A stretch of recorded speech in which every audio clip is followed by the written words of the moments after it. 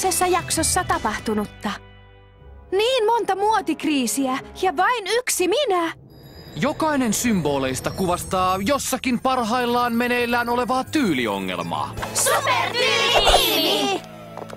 Barbin uudet pelastuskiireet ovat jättäneet aukon julkispiireihin. Pidä varasi, maailma! Pian sinun iskee Raquel!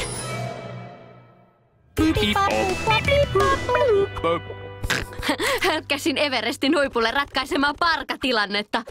Voi kinttu parkojani. Joo, muotisupersankarina oleminen on kovaa työtä, mutta palkitsevaa.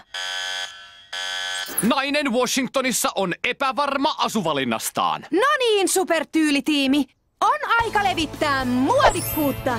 Trenditietoisen maailman puolesta! Tyyliä kehiin! Onnea, supertyylitiimi! Kun Barbie on poissa, voin vihdoin olla maailman suurin tähti! Pyörii! Oi, Chad! Armaani!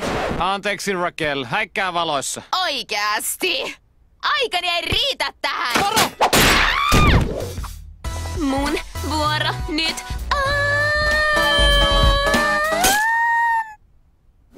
Hyvä, vasemmalle, hyvä, upea. Juuri noin. Narsismi. Älä Raquel.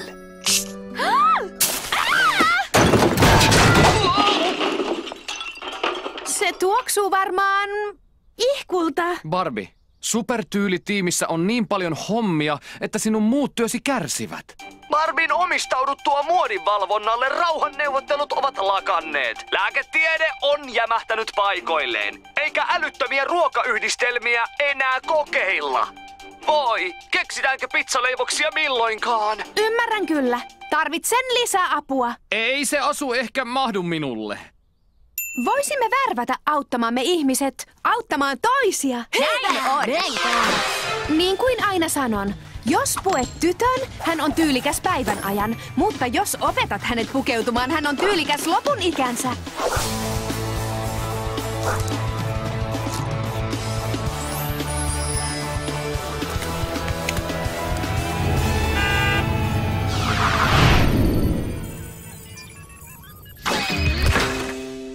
Barbie, miltä tuntui palata töihin? Ihkua! Keksin kylmäfuusion, hoidin mustekalan tenniskyynärpään ja kokkasin popcorn-spagettia.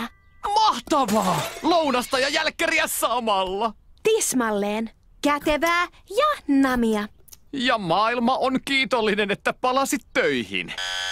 Tyylihälytys! Tämän kerran vielä yksi seikkailu. Matkaan! Kannan muodin ilosanomaa maailman joka kolkkaan. Hei! Minäkin kokeilen tuota pikavaihtoa. Miksi kaikki onnistuu häneltä?